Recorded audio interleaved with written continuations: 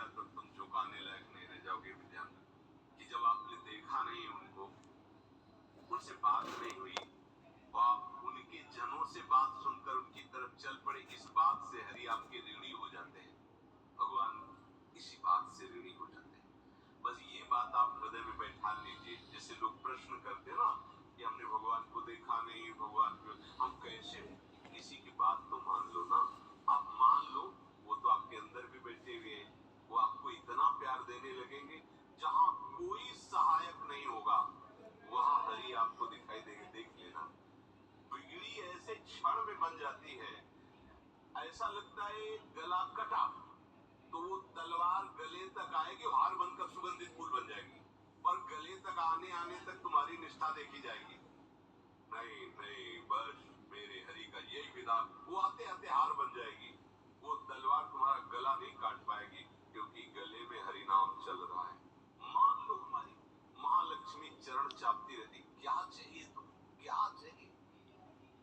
आप सच्ची बात है, क्या मतलब कितनी मलिनता छा गई। हम इसको मार देंगे तो 2 लाख रुपए मिल जाएंगे, ये कर देंगे तो। अरे भैया, अगर तू हरि नाम जपेगा तो इसकी कीमत नहीं है, कीमत नहीं, अमूल्य वस्तु है। इसके ब्याज में तो कुबेर बन सकता है, मूल्य तो कभी खत्म होता ही नहीं है। ब्याज में तो ब्रह्मा बन सकता है, बनना तो चाहे। भक्तजन तो कहते नहीं चाहिए मुझे ब्रह्मा का पद, परमेष्ठी पद नहीं चाहिए, सम्राट पद नहीं चाहिए, योग की सिद्धियां, मुझे प्रभु आपकी दास्ता चाहिए। ये बात, कितना महासुख होगा उस भक्त को जो इन बातों को कह रहा है नहीं चाहिए मुझे, मोक्ष सुख नहीं चाहिए। वो ऐसे थोड़ी कह रहा है, श्रद्धा से नहीं कह रहा है, अनुभूति से कह रहा है, मुझे नहीं चाहिए ये सब। इनमें वो सुख नहीं है जो आपके चरणों के समीप रहने में सुख है। नहीं सत्संग भजन नहीं हरि को, श्रवण न राम कथा अनुरागी। सुत बीतदार भवन ममता निसि सोवत अति न कबहु मति जागी। अरे तेरी बुद्धि सो रही है, जगा दे। पुत्र में, रुपया में, स्त्री में, मकान में, इसमें सबकी ममता होती है, सबकी, जितने सृष्टि में पैदा हुए हैं। केवल सत्संगी की नहीं होती। जो असली सत्संगी है उसकी ममता प्रभु के चरणों में होती है, क्योंकि वो जानता है सब रूपों में प्रभु ही है, ये सब पसारा प्रभु का ही है, इसलिए ममता उसकी प्रभु के चरण। एक अहंता ममता ये जग में है दुख जाई, ये जब श्री जी की ओर लगे तो हो परम सुख। जाग जा, बिना जागे दुख दूर नहीं हो सकता। जैसे स्वप्न में हम देख रहे हैं कि समुद्र में डूब रहे हैं, अब जागृत में आसपास सैकड़ों नाव लगा दे तो बच जाएगा क्या वो, क्योंकि वो तो सो रहा है, वो स्वप्न में देख रहा है। अब हम नाना प्रकार के तैराकों को बाहर तैनात रखें तो उसको कोई सुख मिलेगा क्या, क्योंकि स्वप्न में उसको अगर सुखी करना है तो एक उपाय, जगा दे। जगा दो तो न समुद्र रह गया न डूबना रह गया। ऐसे ही संसार में मोह से ऐसे ग्रसित जीव है, भाई इतने सुखचार है, और उसी स्वप्न में वो दुख से निवृत्त होना चाहते हैं। अब हम बाहर से उनकी कामनाओं की पूर्ति करने वाली बात करें तो क्या वो सुखी हो जाएंगे क्या। इसीलिए कोई साधु जो भगवत मार्ग का पथिक है वो कभी सपोर्ट नहीं करेगा जाओ ऐसा, वो जाओ ऐसा ही है जैसे उस स्वप्न में समुद्र में डूब रहा है, बाहर से हम जल जहाज नाव तैराक सब लगा रहे हैं, लेकिन वो नहीं सुखी होगा, क्योंकि उसके सुख का कारण तब बनेगा जब स्वप्न हटे। स्वप्न तब हटेगा जब वो जागे। जो सपने सिर काटे कोई, बिन जागे दुख दूर न होई, तो उसको जगा दो। साधुजन क्या करते हैं, जगा देते हैं उसको। जागो, कहा मोह निशा सब सो निहारा, देखे स्वप्न अनेक प्रकारा, ये जग जामिन जागे जोगी।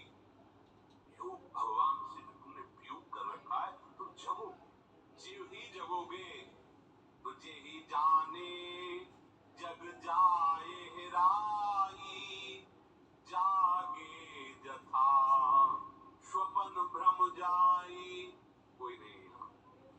एक कल श्लोक, मद्दा परतरम नान्यत् किंचित् अस्ति धनंजय, मेरे सिवा कोई नहीं। ये कब पता चलेगा, जागने पर। तो हमें बहुत कुछ दिखाई दे रहा है, स्वप्न है, में अनुभव अपना, सत हरि भजन जगत सब सपना।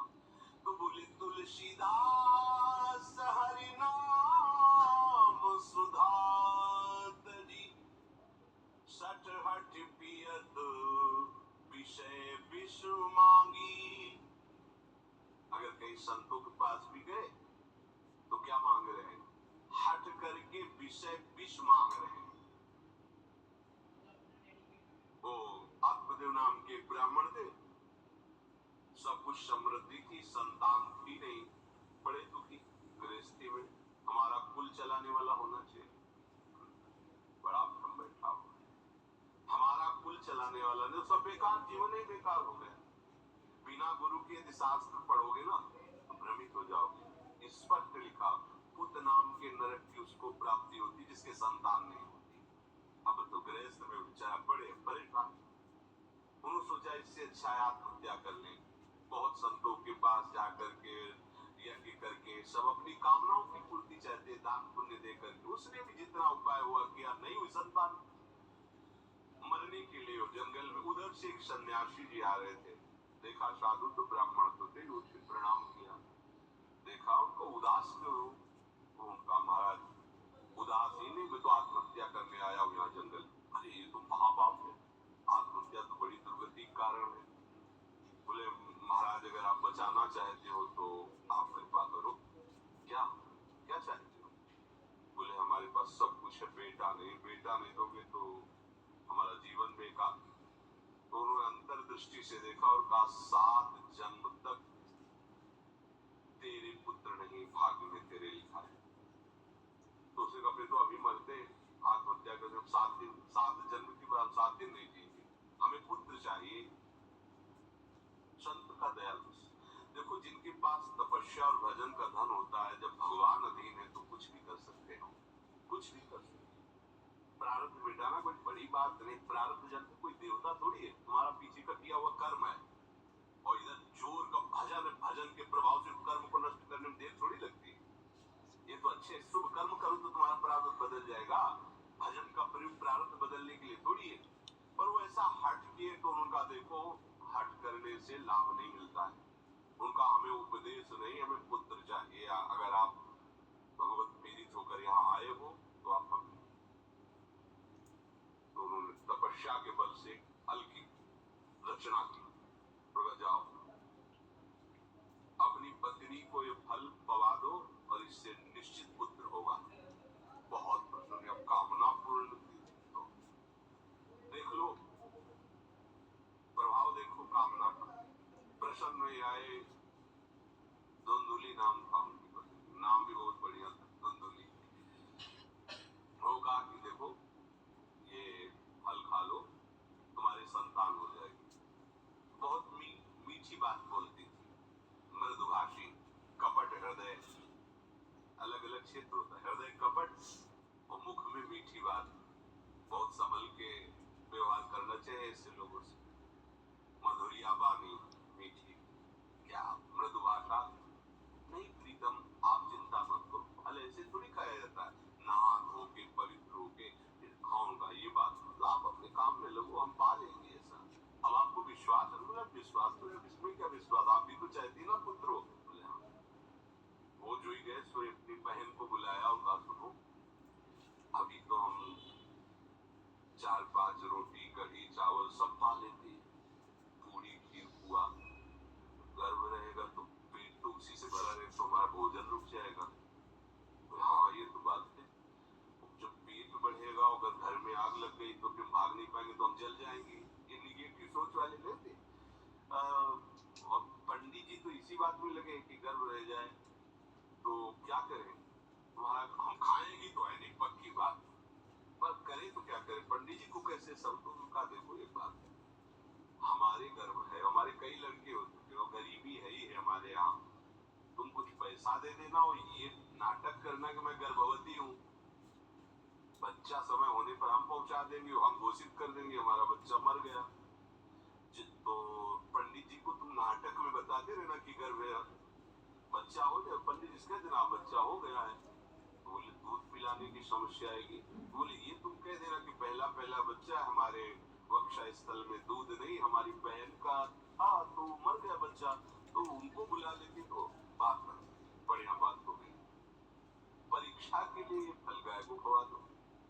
गाय को खवाया, ठीक समय पर गोकर्ण जी प्रकट हुए, दिव्य तेजो में बालक, कान केवल वो गाय के बड़े ही विद्वान और भगवत संत के द्वारा। कहा था 7 जन्म तुम्हारे भाग्य में बच्चा नहीं तो नहीं है, देखा गाय के वो गोकर्ण जी प्रकट हुए। उधर उनके जो बच्चा पैदा हुआ उसे ही नाटक के द्वारा पहुंचा दिया गया, वैसे ही पूरा जैसा पहले पक्का हुआ। अब उसने कहा कि हमारे तो स्तनों में दूध नहीं, हम अपनी बहन को बुला ले, उनका बच्चा मर गया। हाँ हाँ, हमारा बच्चा स्वस्थ होना, आप बुला लो, उसको हम धन भी देंगे, वो हमारे बच्चे की सेवा करे। अपने नाम से जोड़ करके उसका नाम रखा धुंधकारी, धुंधुनी और धुंधकारी, अज्ञान का साक्षात स्वरूप। और जैसे ही वो अवस्था बढ़ती गई तो उसके पाप आचरण बढ़ना शुरू किए। बच्चों के साथ खेलता, खेलते हुए बच्चों को उठा लेता और कुएं में डाल देता, मतलब घोर अत्याचार। गोकर्ण जी हर समय भजन साधन शास्त्र स्वाध्याय। जब और बड़ा हुआ तो माता जी को अपने डंडों से रोज पूजन करता, पिताजी को गाली लात थप्पड़, पिताजी तो रो पड़े।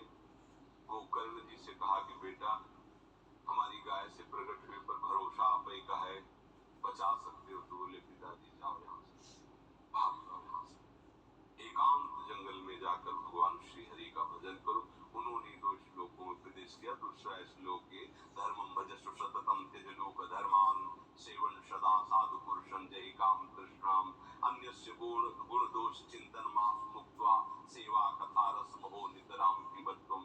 हे पिताजी, अब तुम लोग धर्म का त्याग करके भागवत धर्म को स्वीकार करो, एकांत में जाकर साधु महापुरुषों के संग से उनके उपदिष्ट उपदेश के अनुसार आचरण करो, प्रभु की लीला कथा सुनो, ना कोई कामना ना कोई तृष्णा, किसी के गुण दोष का वर्णन मत करना और सदैव भगवत सेवा भावना में रहना। इसी जन्म में तुम्हें भगवत प्राप्त। वो तो उधर गए, इतनी पिटाई की उसने माँ की, माँ कुएं में गिरकर आत्महत्या कर ली।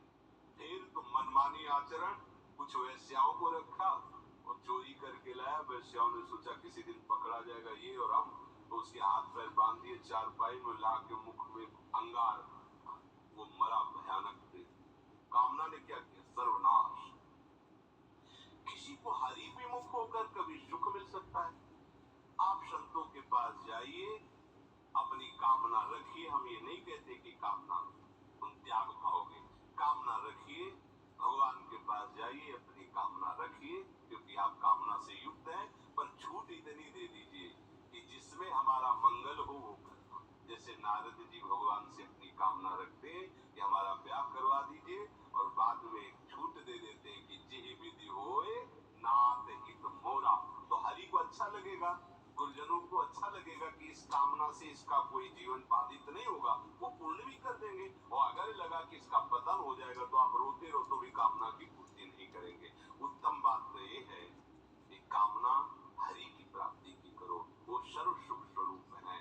किसी का अन्य आश्रय अन्य बल ना लेते हुए अपने श्यामा श्याम के चरणों का आश्रय लेकर निरंतर भजन करो तो ये अनुभव हो जाएगा कि सुख किसे कहते हैं। अभी तुम्हें परिचय नहीं मिला, सुख किसे कहते हैं। सुख सच्चिदानंद है, सुख एक रस है, सुख अविनाशी है। वो सुख सदैव बढ़ता रहता है, घटता कभी नहीं। एक रस होते हुए भी प्रतिक्षण वर्धमानम है, कभी कभी अंत नहीं होता इस सुख का। ऐसे अनंत सुख के लिए हमें मनुष्य जन्म मिला है। प्यारे, इसे मत खोइए, हर समय राधा राधा राधा राधा राधा, और किसी को दुख मत दीजिए। कोई गंदा नशा मत कीजिए, कोई गंदे आचरण मत कीजिए, गंदा भोजन मत कीजिए जिससे अन्य जीवों को कष्ट हो। ऐसा कोई भोजन स्वीकार मत करो। इसी जन्म से आप देख लेना, इसी जन्म में आपको वो वस्तु मिल जाएगी, निहाल हो जाओ। हम किसी पक्षपात की बात नहीं करते। अगर इस छाती को बचपन से अभी तक ऐसा, तो हम कह देते कि भाई आगे कुछ भी हो, कोई भी हमारी गलती हो, हम ये मान सकते हैं। पर हमें ये पता चला कि बचपन से आज तक चलता ही रहा, कभी शांति नहीं मिली, भागता ही रहा, पर कभी विश्राम नहीं मिला। प्यार प्रभु वैसा अन्यत्र कहीं कभी कहीं नहीं था। और प्रभु के प्यार का मूर्तिमान स्वरूप हमारी प्यारी जू निहाल कर दिया प्रभु ने प्यारी जू के चरणों का आश्रय और उनका परिचय देकर। पूछो बस, यहाँ वाणी मौन हो जाती है। प्यारी जू तो प्यारी, और हम ही नहीं, आप सब महाभाग्यशाली है। वृंदावन आए, राधा किशोरी जी के घर में आए और उनकी चर्चा सुन रहे, उनके सिद्धांत सुन रहे। कहीं न कहीं आपके अंदर उनकी तरफ बढ़ने की इच्छा भी है। ये बहुत बड़ी बात है। बस इस इच्छा को, इस आशा को इतना बढ़ा लो कि कोई इच्छा न रह जाए, कोई आशा न रह जाए। हर समय निरंतर नाम जप करते हो। तुलसीदास हरिनाम सुधा तजी, भगवान नाम तज कर विष मांगते हो। सुकर श्वान सगाल सरिस जन, जनमत जगत जननी दुख लागी। ए काहे को ऐसी गालियां सुनोगे? ये गालियां है। एक सुअर कुत्ता की तरह जीवन व्यतीत करते हो। धिक्कार तुम्हारी माँ को जो तुम्हारे जैसा पुत्र जन्मा। अपनी इंद्री की पुष्टता के लिए दूसरों को मार देते हो, चाहे रसेंद्री चाहे जनेंद्री। इंद्रियों की पुष्टता के लिए जानवर जैसा बर्ताव करते हो। कैसा तुम्हारा जीवन है? केवल एक क्षण के सुख के लिए दूसरे को जला दिया, काट दिया, मार दिया। चाहे रसेंद्री का सुख चाहे जनेंद्री का सुख, एक क्षण के सुख के लिए उसका गला काट दिया, उसको राम के खा रहे हो, उसके साथ भोग किया, उसको काट के फेंक रहे हो, उसको जला रहे हो। क्या तुमसे तो अच्छा सुअर कुत्ता है, जो अपनी योनि के अनुसार बर्ताव कर रहा है। तुम मनुष्य योनि होकर ऐसे गंदे काम करते हो। सुधर जाओ। कैसी मलिनता था, कैसी मलिनता। अगर उनको शब्दों से बोले तो बहुत बुरा लगेगा। इस शरीर में क्या है? अगर यहाँ से चमड़ी हटा दी जाए तो यहाँ मलाशय है, मल भरा हुआ, मूत्राशय है, उनके द्वार है। संसार का सबसे बड़ा सुख यही माना जाता है। ये मल मूत्र का भांड शरीर चिकना रहे, स्वस्थ रहे और इसी को भोगने को मिले, बस यही तुम्हारी पूर्णता है। सुखरास स्वरूप भगवद अंश, उस प्रकृति के रचे हुए खेल में कभी तृप्त नहीं हो सकता। विचार करके देखिए, आपका मन कहाँ को फंसा रहा है। मल है तो मल द्वार है, मूत्राश्रय है तो मूत्र द्वार है। शरीर में कौन सी खास बात है? पूरा जीवन इस शरीर का केवल नाना प्रकार से भोग करना। रसेंद्रिय अपनी तरफ, घ्राणेंद्रिय, नेत्रेंद्रिय परेशान। इसमें खास बात कौन सी है जिसमें तुम्हें तृप्ति लग रही है? कौन सी खास बात? अगर तुम मलमूत्र के द्वारों में खेल रहे हो तो मलमूत्र के कीड़े से बढ़कर तुम्हारी योग्यता है।